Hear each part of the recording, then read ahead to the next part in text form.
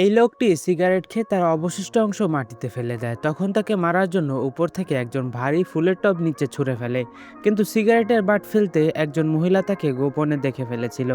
লোকটি যখন চলে যেতে যাচ্ছিল, তখন মহিলা তাকে থামিয়ে দেয়। ঠিক সেই সময় টবটি নিচে পড়ে আর লোকটি অল্পের জন্য বেঁচে যায়। মহিলা বলে, তুমি সিগারেটের বাট ডাস্টবিনে না ফেলে রাস্তায় ফেলেছো, তাই তোমাকে জরিমানা দিতে হবে। লোকটি বলে, কেউ আমাকে মারার চেষ্টা করছে, আর আপনার চিন্তা শুধু জরিমানা নিয়ে। জরিমানা এড়ানোর জন্য সে সেখান থেকে দৌড়ে পালাতে শুরু করে, আর মহিলাও তার পেছনে দৌড়ায়। এদিকে ভবনের ওপরে সেই খুনি আবার একটি ফুলের টব নিচে ছুঁড়ে দেয়, কিন্তু এবারও মহিলা লোকটিকে ধরে ফেলে। ফলে সে আবারও বেঁচে যায়।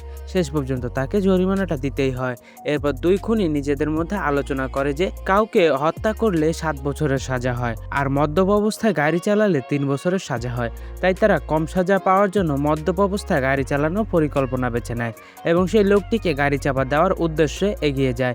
লোকটি একটি দোকান থেকে জিনিসপত্র কিনে বাইরে বের হলে বাকি পাওয়া খুচরো টাকা গুনছিল। তখন সে দেখতে পায় যে টাকাগুলোর মধ্যে একটি 5 টাকার নোট ছেঁড়া। নোটটি বদলানোর জন্য সে আবারও দোকানের দিকে ফিরে যায়। ঠিক তখনই সেই খুনির গাড়ি সেখান দিয়ে চলে যায়, কিন্তু এবারও লোকটি অল্পের জন্য বেঁচে যায়। তো এর পরবর্তী পার্টের জন্য ভিডিওতে লাইক করে চ্যানেলটি সাবস্ক্রাইব করুন।